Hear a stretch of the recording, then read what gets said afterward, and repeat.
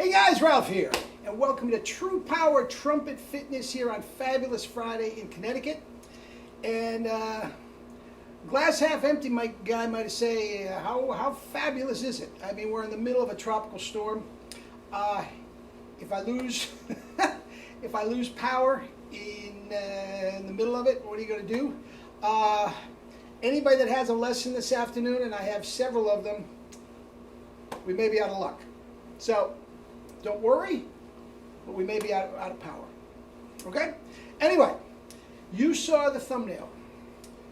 William Vacchiano, true genius. Now, believe it or not, guys, I haven't played a note since a week ago Friday, my last video. Okay? Unbelievable what's been going on. But anyway, let's see what we got. I think I know, but let's see what we got, and we'll start talking about Vacchiano.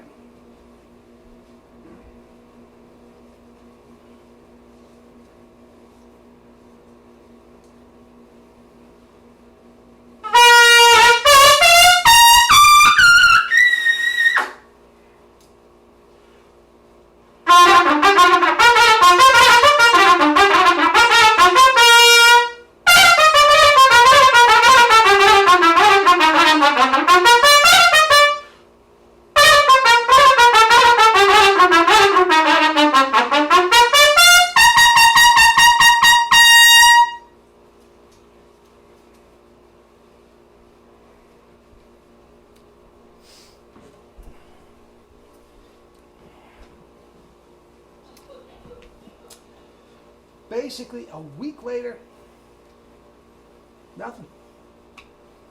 Nothing.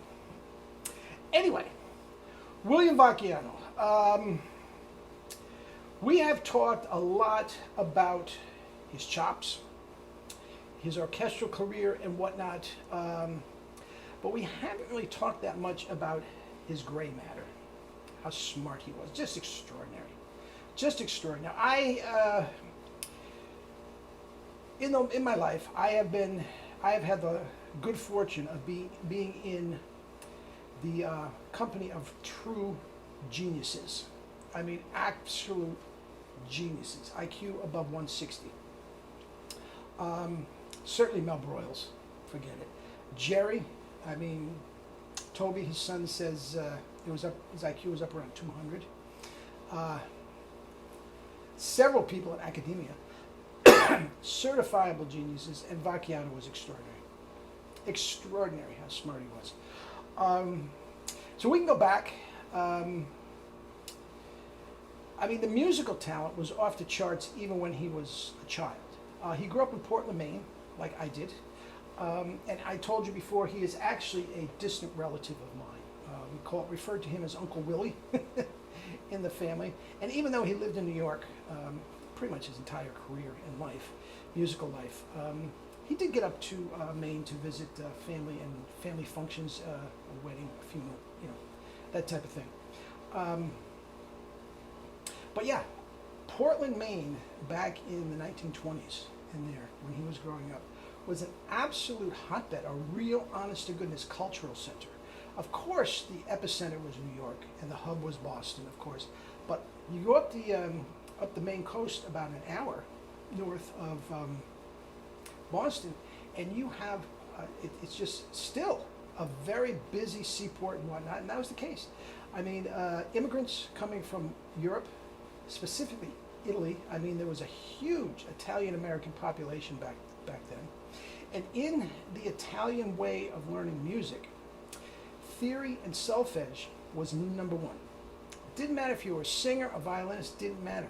Many times you didn't touch your instrument for as much as 2 years before you got to actually play, because the theory and ear training came first. And he was just so proficient. I mean, he was just an animal at the theory, ear training, and all that sort of stuff.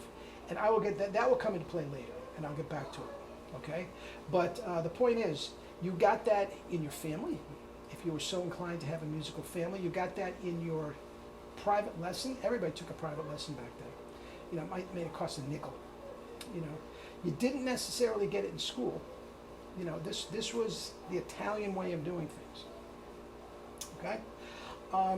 He started when he was 12 years old. By the time he was 14, he was playing in the Portland, Maine Symphony. 2 years and 14 years old. You talk about a prodigy? I mean, just forget about it. Now, the Portland, Maine Symphony at that time obviously was not New York, not the Boston Symphony, but it was an excellent, excellent regional orchestra. It still is. It still is. And yeah, he was playing in that right up through high school. Okay? Now, when he went to college, he actually went to New York City initially on a full ride from St. John's for accounting. Now, once again, the gray matter. His mind with numbers, forget it. And that is how he thought of transposition and ear training and everything. Numbers, 1, 3, 2, 4, 3, 5, you know, that type of thing. Boom, boom, boom. Could do his taxes. I mean, never spend a nickel on an accountant to do his taxes. No calculator. I mean, just 7% of this is gray matter. Serious. When he moved to New York, all set to go to St. John's, he had his beloved trumpet with him. And that's another thing. Now, he was, back to Portland, Maine for a minute. I said he was a distant uncle through marriage. His older brother, Milo Vacchiano, who was best friends with my grandfather, Angelo Salamone, married my grandfather's sister, Annie Salamone, and she became Annie Vacchiano. Okay? And that was through marriage, but he was considered a relative, Uncle Willie. Anyway, my grandfather always used to say, yeah, Billy was a nice guy, but he never hung around with him. All he did was practice. He would sit for hours and hours and hours in front of the old wood stove in his kitchen so he wouldn't get cold in some of those Maine winters and just practice scales.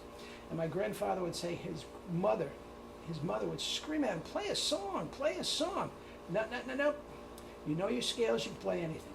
That was his mantra, even back when he was a kid. Now, not that anybody disliked him or he was bullied or anything like that. All he did was practice. He didn't go out and play ball. He didn't go out and get in trouble. He didn't drink beer. Right? So anyway, he goes to New York to be an accountant. The roommate that he was staying with says, you know, they're auditioning up at Juilliard with Max Schlossberg. Why don't you go take an audition? Sure enough, he took an audition, full ride to Juilliard. Okay?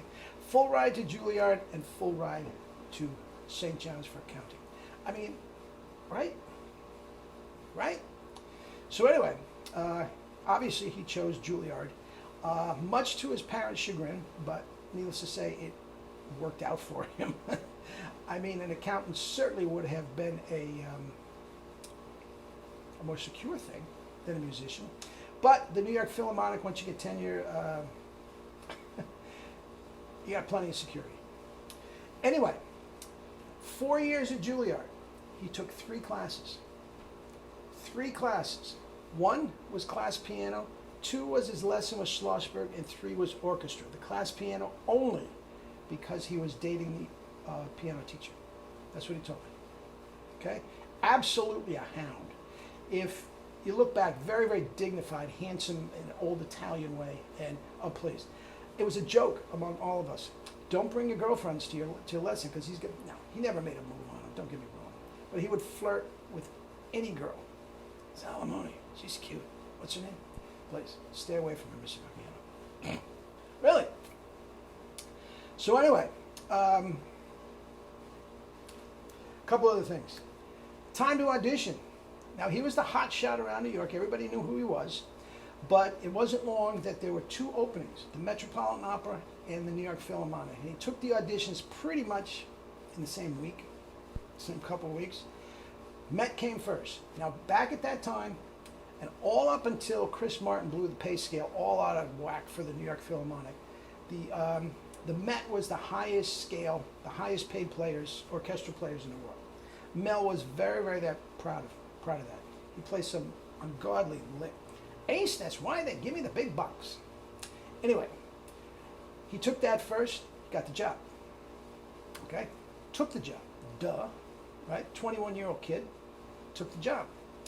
A few days later, he takes the Philharmonic, gets that job. Now, he was all set to take the Met because he gave his word. He gave his word. And the personnel director, I'm not sure who it was at the time, he told Vacchiano, Vacchiano told him, the guy says, look, it's a better job, take it. Take it. We let him out of it. And the rest is history. 36 years, assistant principal trumpet. He started off as 36 years as principal trumpet. I think he spent 4 years as assistant principal trumpet, while Max Schlossberg was first. And then he moved right up. The greatest orchestral teacher that ever lived. Not even close. Not even close. If you look the list of his students, oh please, nobody even in the stratosphere. Mel Broyles, Tom Stevens,